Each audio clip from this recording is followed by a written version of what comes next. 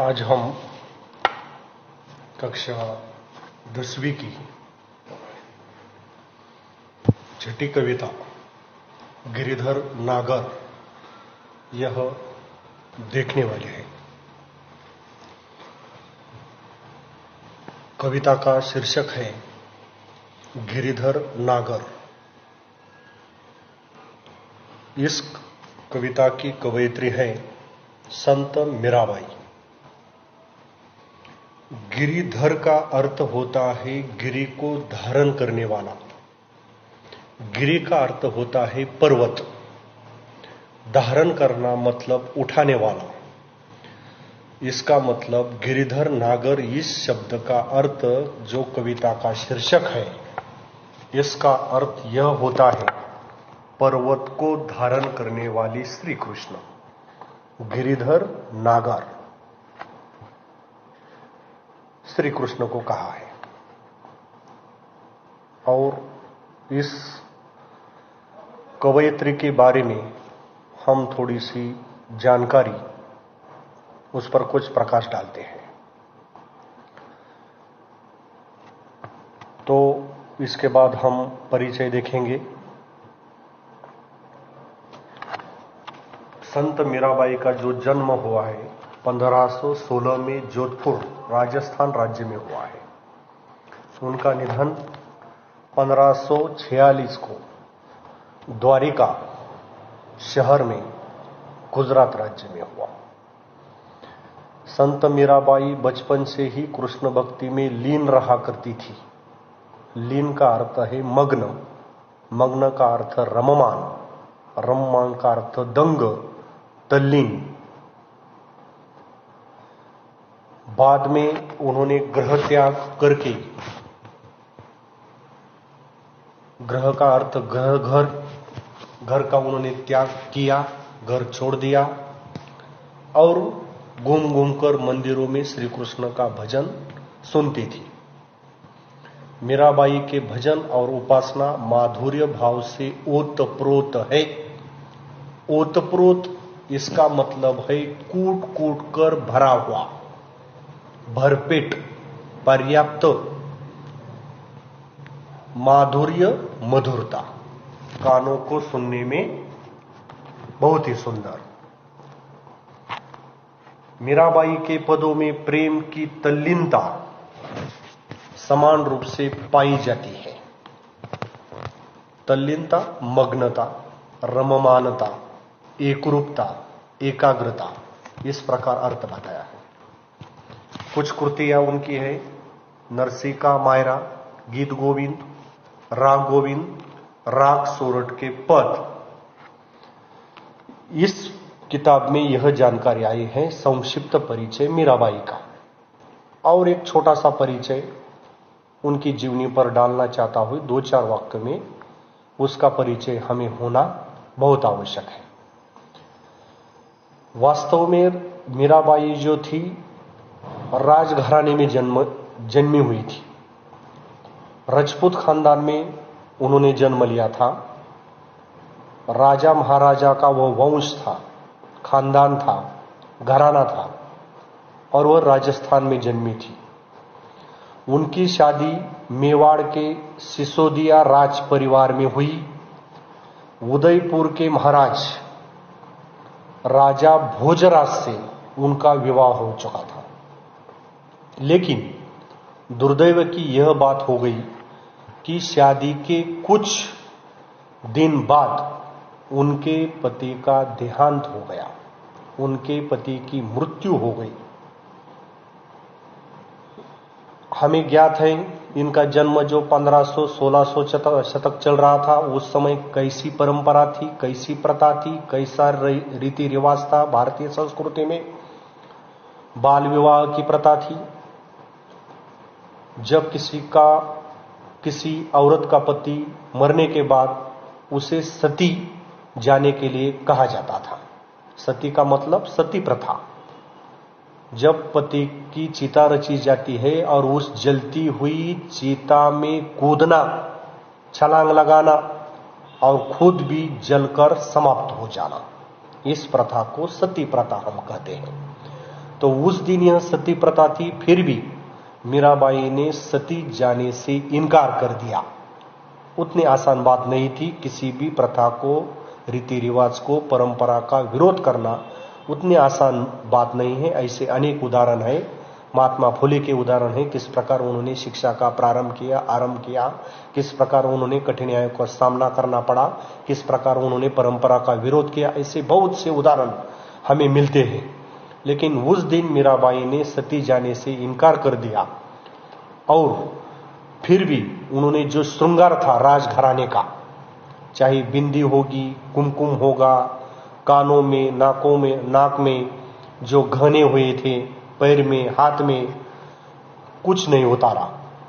पद्धत ऐसी थी, वहां परंपरा ऐसी थी। पति की मृत्यु के बाद एक तो सती जाना, या कुछ देर बाद ऐसी प्रथा हो गई कि उसे सफेद साड़ी पहननी थी और उसके सारे बाल काट दिए जाते थे।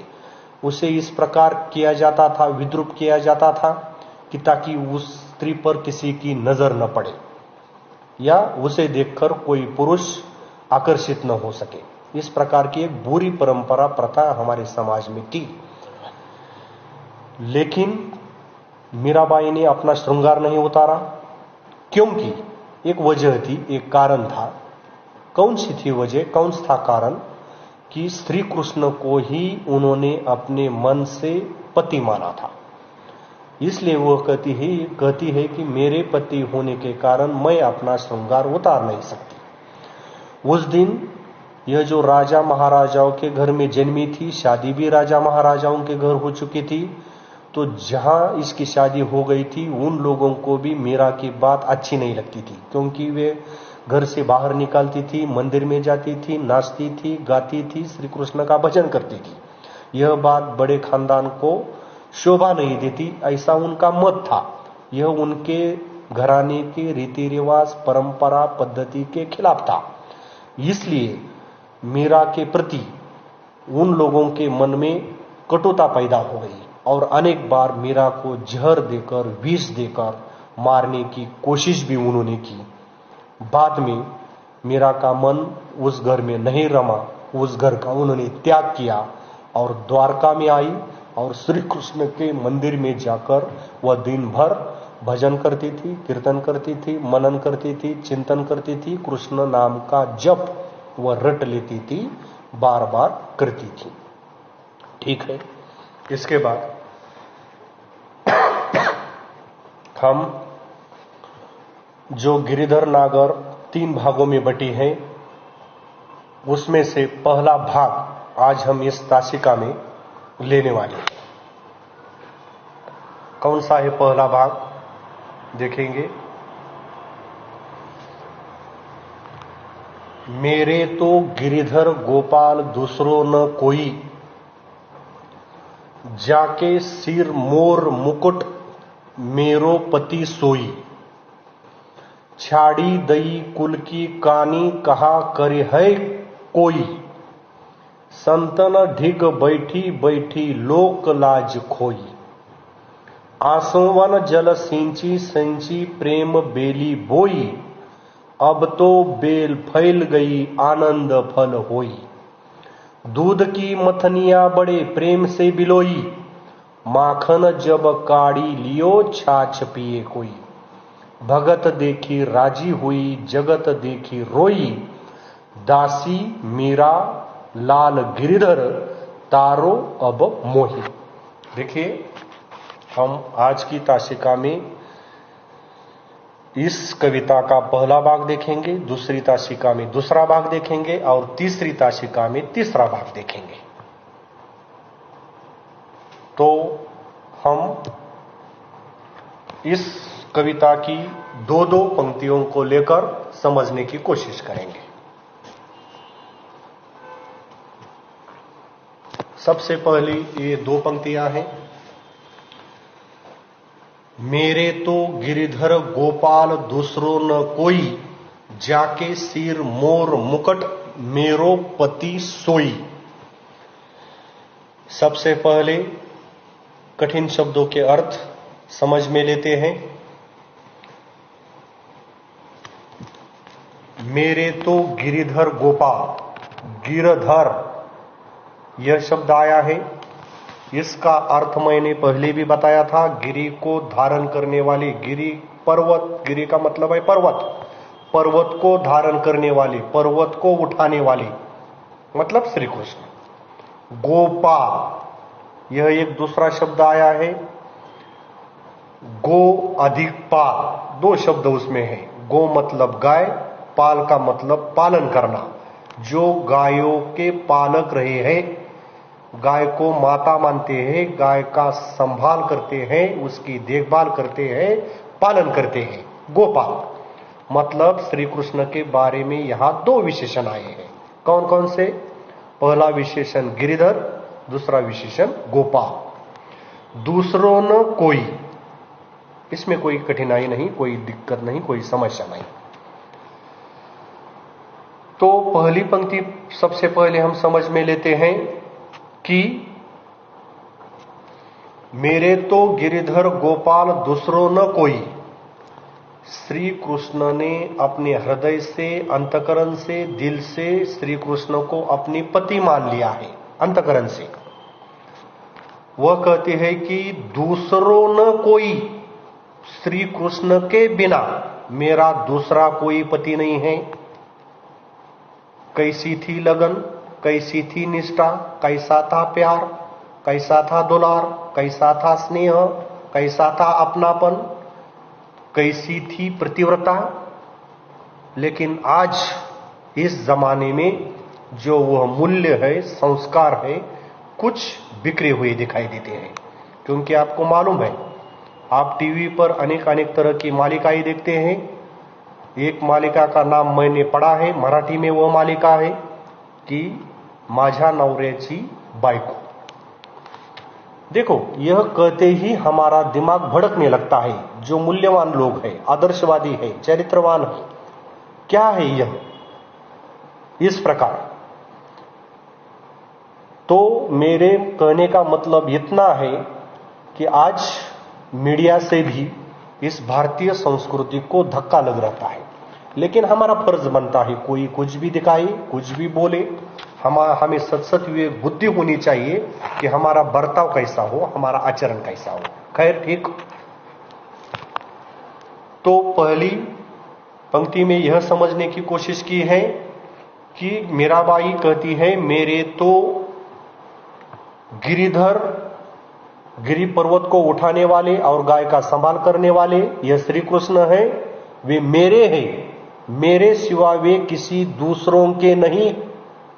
मेरा पति सिर्फ मेरा है, पति मेरा परमेश्वर। इस प्रकार की संकल्पना, इस प्रकार का विचार, इस प्रकार का तत्व मीराबाई ने यहां कहा है। दूसरी पंक्ति की ओर आगे बढ़ते हैं। जाके सिर मोर मुकुट मेरो पति सोई। देखो, इसमें कठिन शब्द कोई नहीं है। मोर पक्षी का नाम है, मुकुट का शब्द अर्थ है मुकुट, जो सिर पर धारण करते हैं। और सोई एक शब्द है, यहां कठिन शब्द सोई। सोई का अर्थ है वही, वही। तो क्या कहा है इस दूसरी लाइन में? जाके सिर मोर मुकुट मेरो पति सोई। वह कहती है श्री कृष्ण के सिर पर मोर पंख का मुकुट लगा है। गिरिधर है, गोपाल भी है, ऐसे मेरे पति है। सोई वे ही मेरे पति हैं, दूसरे कोई मेरे पति नहीं है। गिरिधर गोपाल, और सिर पर, मस्तक पर, माथे पर उन्होंने मोर पंख के मुकुट पहनाया है, लगाया है। इस प्रकार मीरा कहती है। दूसरी पंक्ति की ओर हम जाएंगे। दूसरी पंक्तियां है, छाड़ी दई कुल की कानी कहा करे है कोई, संतन ढीग बैठी बैठी लोक लाज खोई। देखिए, यह जो काव्य है मीराबाई का, भाषा अलग है। शायद यह भाषा आपके समझ में नहीं आएगी, कठिनाई महसूस होगी, लेकिन आप इसकी चिंता बिल्कुल नहीं कीजिएगा। कि यहां कुछ भी लिखा होगा, शब्द कठिन होगी, पंक्तियां कठिन होगी, लेकिन हमें सिर्फ अर्थ से मतलब है। हमें परीक्षा में कुछ ऐसे ही पंक्तियां लिखने के लिए नहीं कहा जाता, हमें सिर्फ भावार्थ से तात्पर्य है, उसके अर्थ से तात्पर्य है कि उसका अर्थ क्या निकालता है। इसलिए हम स्पष्टीकरण ध्यानपूर्वक सुन लीजिएगा। दूसरी पंक्ति, छाड़ी दई कुल की कानी कहा करे हव कोई। सबसे पहले कठिन शब्द की ओर बढ़ते हैं। छाड़ी इस शब्द का अर्थ है छोड़ देना। आप लिख भी सकते हैं, मैं उस शब्द का अर्थ बताते समय, क्योंकि शब्दों के कठिन अर्थ समझ आने पर कविता समझाने में दिक्कत नहीं आएगी, कोई किसी प्रकार की परेशानी नहीं आएगी। छाड़ी का मतलब छोड़ देना। कुल दूसरा शब्द है। कुल शब्द का अर्थ है घराना, वंश, खानदान। कानी और एक शब्द है कठिन, कानी शब्द का अर्थ है मर्यादा, सीमा। कहा करे हव कोई, कोई कुछ भी कही, कोई कुछ भी कही। फिर से एक बार अर्थ बताता हूं। छाड़ी छोड़ देना, कुल घराना, वंश, खानदान, कानी मर्यादा, सीमा। कहा करे है कोई, कोई कुछ भी कही। तो इस पंक्ति का अर्थ यह है कि श्री कृष्ण के लिए मीरा ने क्या क्या किया, इस पंक्ति में स्पष्टीकरण आया है। क्या किया मीरा ने श्री कृष्ण के लिए? पहली बात, उन्होंने कुल की कहानी छोड़ दी, खानदान की मर्यादा छोड़ दी।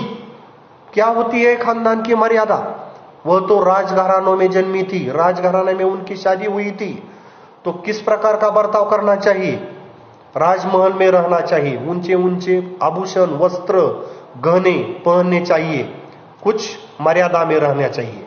लेकिन मीरा ने इसके बिल्कुल विपरीत किया, विरुद्ध किया, खिलाफ किया। क्या किया? राजमहल त्याग दिया और मंदिर में जाती थी, श्री कृष्ण का भजन करती थी, दिन रात वही सोती थी।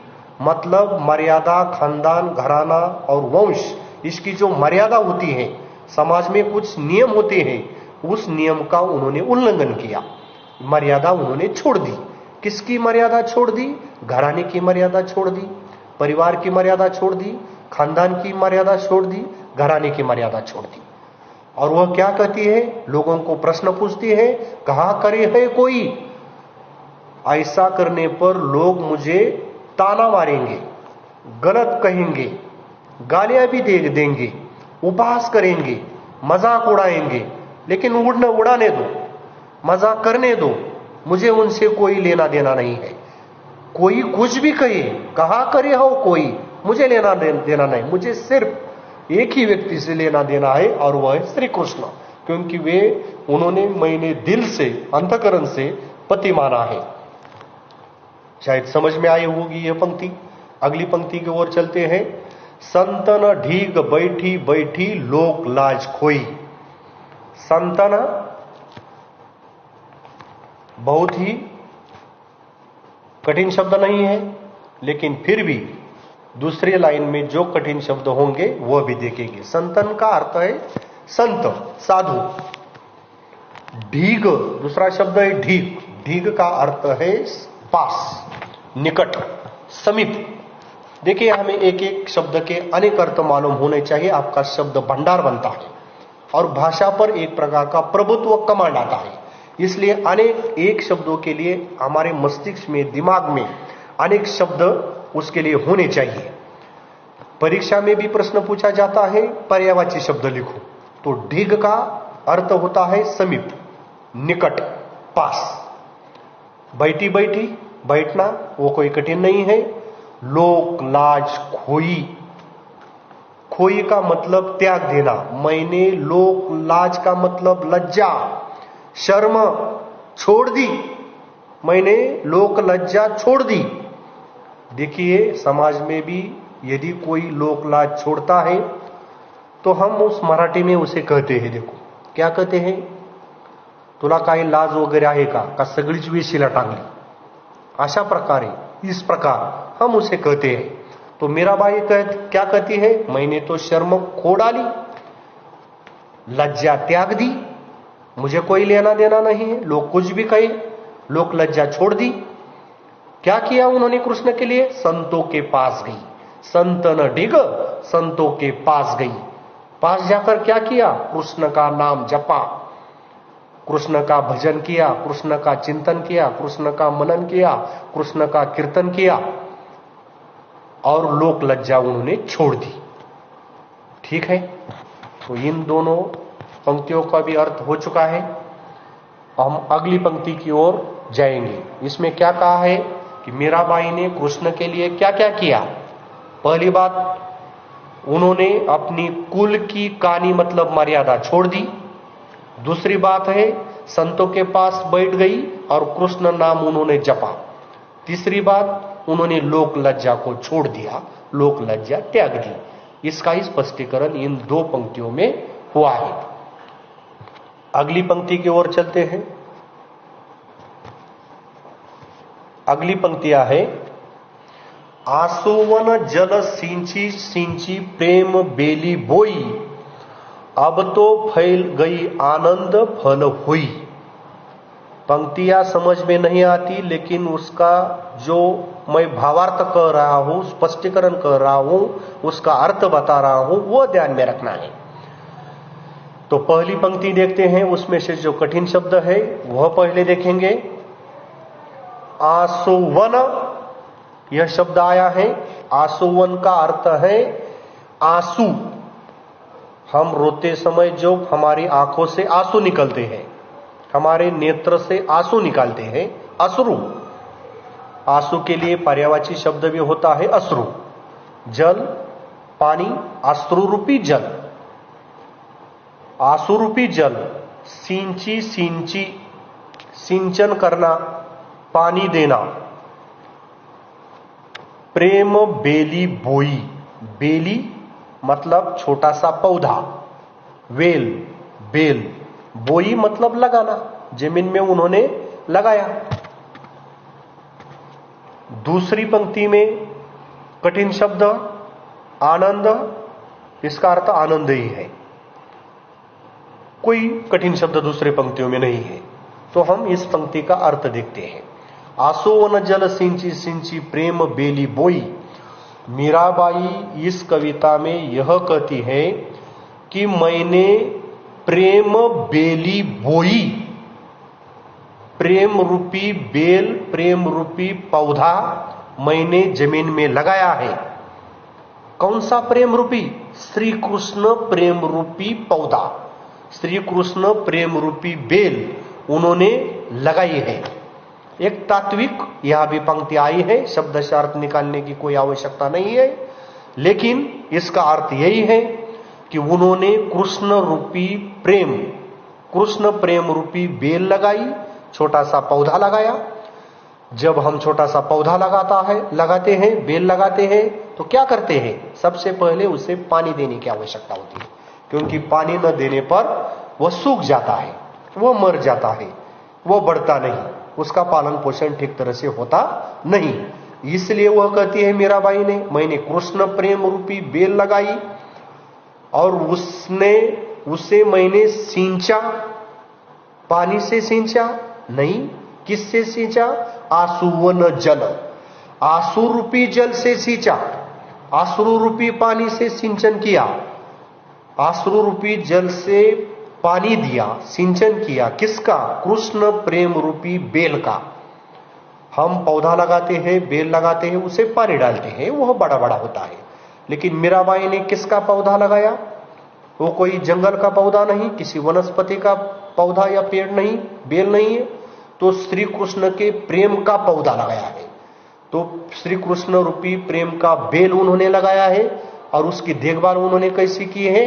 अपने आंसू के जल से उन्होंने सींचा है। कितनी मेहनत की है। क्यों आते हैं आंसू?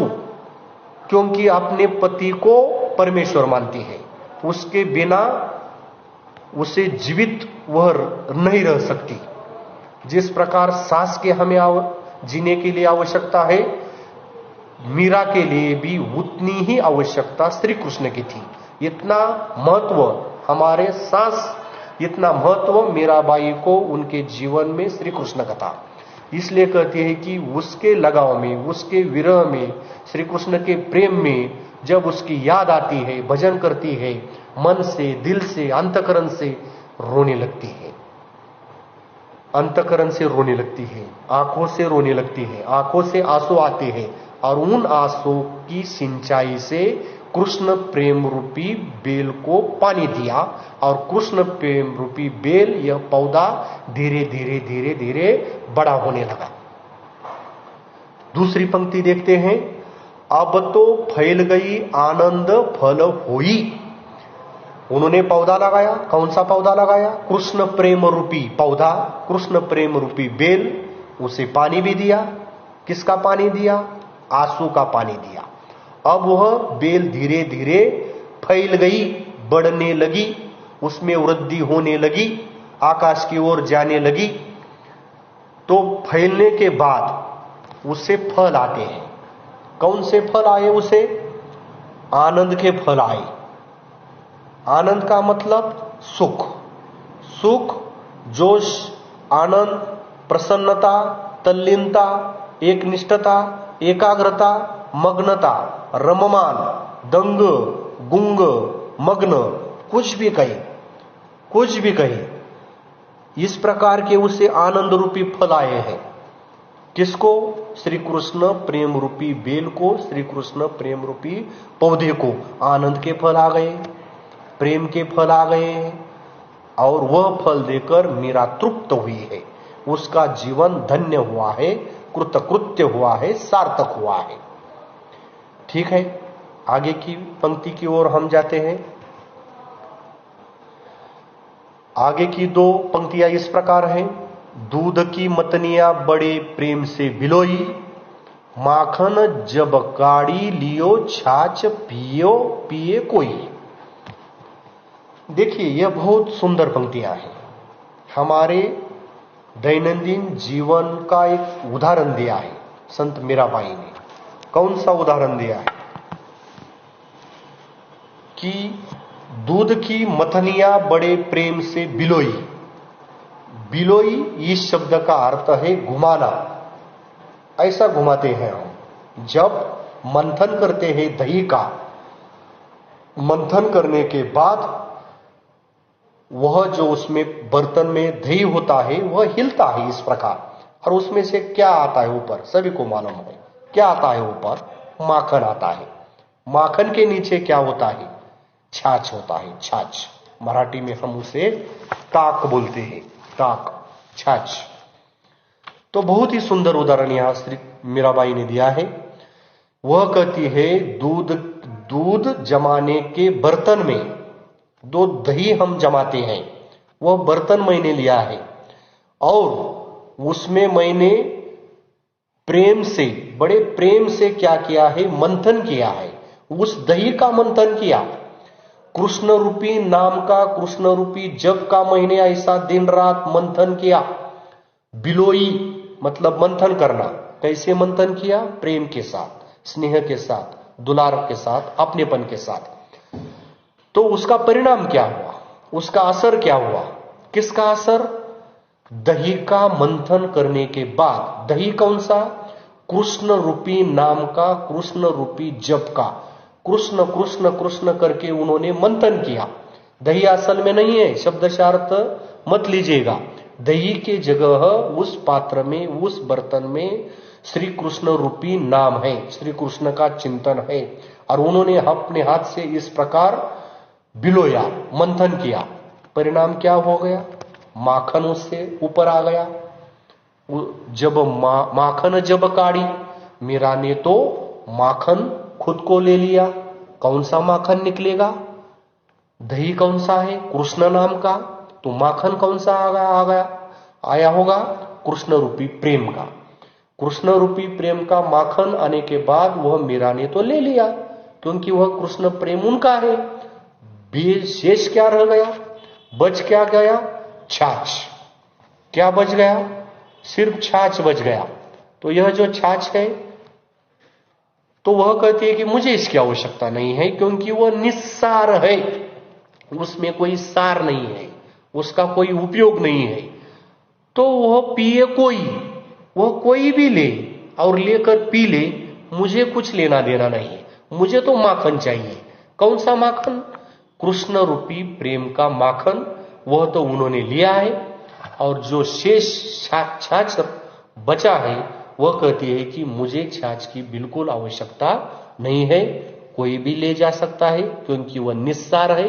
वह निस्सार मतलब उसमें कोई सार नहीं, उसका कोई उपयोग नहीं, वह मैंने दुनिया के लिए छोड़ दिया है।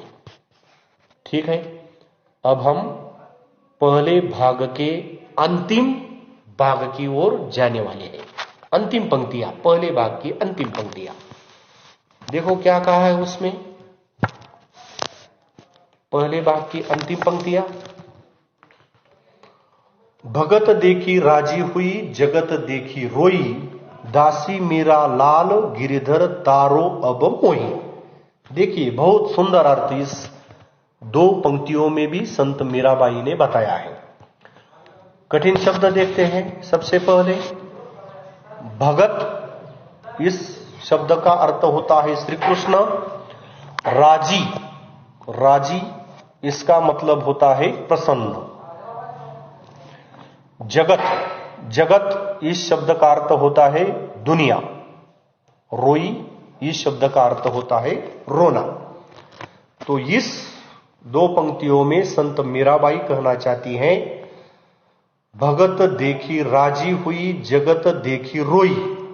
इसका मतलब, भगत का मतलब मैंने बताया श्री कृष्ण, राजी मतलब प्रसन्न होना, जगत का अर्थ है दुनिया, समाज, यह संसार। क्या कहा इस पंक्ति में देखो, वह कहती है भगत को देखने पर मतलब श्री कृष्ण को देखने पर मैं राजी हुई, प्रसन्न हुई, मेरे दिल को आनंद पहुंचा। लेकिन दुख कब हुआ? रोई। किसे देखने पर रोई? जगत देखी रोई, समाज के लोगों को देखने पर रोई। क्यों रोई? क्या कारण है उसका? क्योंकि समाज जो होता है, सभी समाज ठीक नहीं होता, सभी समाज ठीक नहीं होता। मराठी में हम कहते हैं, भावकी उन्याची वाटेकरी असते, किंवा दुसरी आणखीन एक गोष्ट सांगितलेली आहे मराठीमध्ये, निंदकाचे घर असावे शेजारी। इस प्रकार कुछ लोग अपना हितचिंतक नहीं होते, वे हमेशा हमारे बारे में बुरे सोचते हैं, लेकिन उनका भी कोई हित नहीं होता, उनका ही बुरा होता है। जिसके बारे में बुरा सोचते हैं उनका कोई बुरा नहीं होता। किंवा मराठीमध्ये म्हणलं जातं की कावळाच्या शापाने गायी मरत नसतात, बरोबर। तो हम देखते हैं कि भगत देखी राजी हुई, जगत देखी रोई। मतलब भगत मतलब कृष्ण को देखकर मैं प्रसन्न हो गई, लेकिन मैं रोई कब? मेरे दिल को ठेस कब पहुंची? मेरे मन को दुख कब हुआ? पीड़ा कब हुई? दर्द कब हुआ? यातना कब हुई?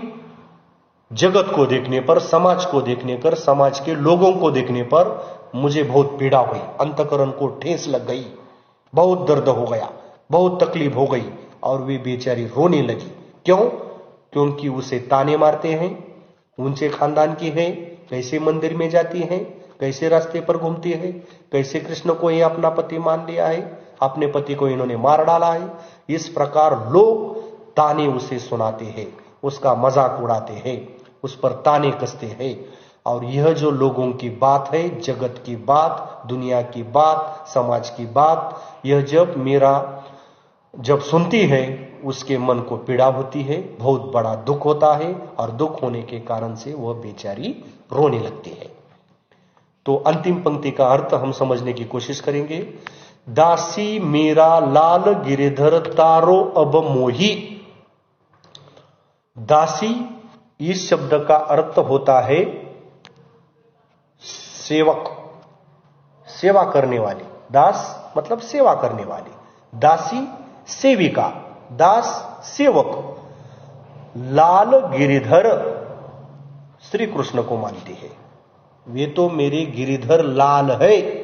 लाल बहुत प्यारे, बहुत दुलारे, बहुत स्नेही, बहुत समीप के, बहुत अपने। तारो अब मोही, तारो इस शब्द का अर्थ है तारण करना, मतलब उसे मदद करना, सहायता करना, आश्रय देना। मोही मतलब मुझे, मोही का अर्थ क्या होता है? मुझे। तो दासी का शब्द अर्थ है सेविका, लाल गिरिधर का अर्थ है श्री कृष्ण, तारो का अर्थ है मुझे मदद करो, सहायता करो, और मोही का अर्थ होता है मुझे। तो इस पंक्ति का अर्थ यह होता है, दासी मीराबाई कहती है कि हे प्रभु, हे गिरधर लाल श्री कृष्ण, मीरा तुम्हारी दासी है, जन्म से मृत्यु तक दासी बनी है, क्योंकि उन्होंने अपने दिल से श्री कृष्ण को ही अपना पति माना है। वे कहती है कि वे ही मेरे पति है, दूसरा कोई मेरा पति नहीं है, इसलिए तुम्हारी दासी भी मैं ही हूं। मैं तुम्हारी, हे गिरिधर गोपाल, मैं तुम्हारी दासी हूं, और मुझे क्या करो? तारो। तारो मतलब मुझे मदद करो, मुझे आश्रय दो, मुझे सहारा दो।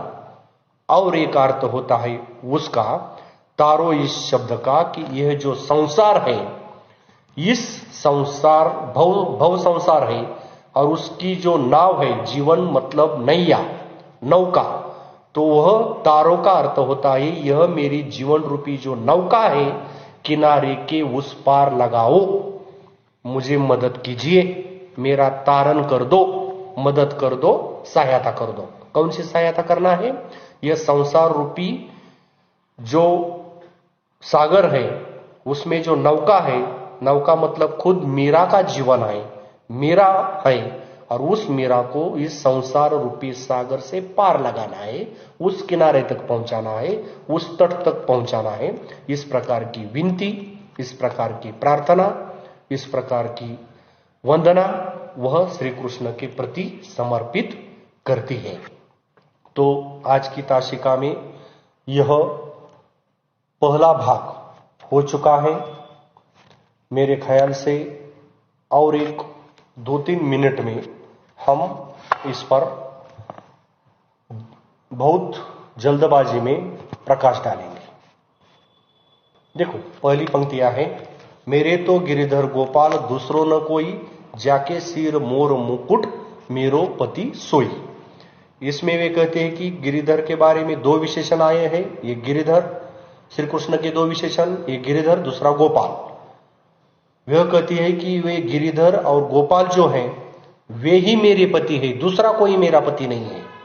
और उनकी विशेषता आई है श्री कृष्ण की, कौन सी विशेषता? जाके सिर मोर मुकुट मेरे पति सोई, जिसके सिर पर मोर के पंखों का मुकुट धारण किया है, पहनाया है, लगाया है, वे ही मेरे पति है। सोई का मतलब वे ही मेरे पति है, दूसरे मेरे कोई पति नहीं है। मतलब इस पंक्ति में श्री कृष्ण की विशेषता आई है। पहली विशेषता, वे गिरि को धारण करते हैं। दूसरी विशेषता, गायों का पालन करते हैं। तीसरी विशेषता, अपने सिर पर मोर के पंख का मुकुट पहनते हैं। दूसरी पंक्ति, छाड़ी दई कुल की कहानी कहा करी है कोई, संतन ढीक बैठी बैठी लोक लाज खोई। छाड़ी मतलब छोड़ देना। संत मीराबाई कहते हैं कि मैंने कुल की, घराने की, खानदान की जो कहानी है, मर्यादा छोड़ दिया है मैंने। कहा करिए हो कोई कुछ भी कहे, लोग कुछ भी कहते हैं, कुछ भी कहे, मुझे कुछ लेना देना नहीं है। मैं तो श्री कृष्ण का नाम दिन रात रटूंगी, दिन रात दोहराऊंगी, लूंगी। संतन ढीक बैठी बैठी लोक लाज खोई। इस पंक्तियों में संत मीराबाई ने श्री कृष्ण के लिए क्या किया, यह स्पष्टीकरण दिया है। क्या किया? कृति व्यास सकती है परीक्षा के लिए कि संत मीराबाई ने कृष्ण के लिए क्या किया। पहली बात, उन्होंने अपने कुल की, घराने की, खानदान की, वंश की मर्यादा छोड़ दी। दूसरी बात, संतों के पास जाकर क्या किया? उन्होंने कृष्ण का नाम जपा। तीसरी बात उन्होंने क्या की? लोक लज्जा उन्होंने छोड़ दी। जो मर्यादा होती है, शर्म होती है, कुछ संकेत होते हैं समाज मान्य, वो उन्होंने छोड़ दिए। आगे की पंक्तियां, आसुवन जल सिंची संची प्रेम बेली बोई, अब तो फैल गई आनंद फल होई। वह कहती है मैंने एक पौधा लगाया है, एक बेल लगाई है। कौन सी? श्री कृष्ण प्रेम रूपी पौधा लगाया। उसे पानी देने की आवश्यकता होती है, नहीं तो वह जीवित नहीं रहेगा। तो उन्होंने सिंचन किसका किया? सिंची संची, सिंचन करना, पानी देना। किसका पानी उन्होंने दिया? आंसू का पानी दिया। नेत्रों से आंसू आ गए। क्यों आंसू आ गए? क्योंकि वह उनकी याद में भजन करती थी, गाती थी, इतने दिल से गाती थी, अंतकरण से गाती थी, हृदय से गाती थी कि वह बेचारी रोती थी। और उस अश्रु से, अश्रु रूपी जल से सींच कर कृष्ण रूपी बेल उन्होंने बढ़ाई है।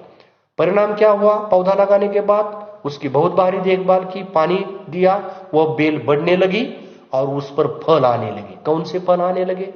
आनंद के फल आने लगे, खुशी के फल आने लगे, उमंग के फल आने लगे, तृप्तता के फल आने लगे। इस प्रकार उस फल को देखकर मेरा बहुत खुश हुई है। अगली दो पंक्तियां, दूध की मथनिया बड़े प्रेम से बिलोई, माखन जब काढ़ी लियो छाछ पिए कोई। वह कहती है मैंने दही जमाने का जो बर्तन होता है उसमें मथनी होती है, वह कृष्ण प्रेम रूपी उस दही को बड़े प्रेम के साथ मंथन किया, बिलोया। परिणाम क्या हुआ? माखन ऊपर आ गया। कौन सा माखन होगा? कृष्ण प्रेम रूपी माखन। उस पर किसी का एक ही अधिकार बनता है, मीराबाई का। मीराबाई ने कृष्ण प्रेम रूपी माखन ले लिया और जो बचा हुआ था छाछ, वह कहती है मुझे इस छाछ की आवश्यकता नहीं, जिसे चाहे वह पी लेंगे और पी लेंगे, मुझे उसकी कोई, क्योंकि वह निस्सार है, उसमें कोई सार नहीं है। वह निस्सार उन्होंने दुनिया के लिए, संसार के लिए, समाज के लिए उन्होंने छोड़ दिया।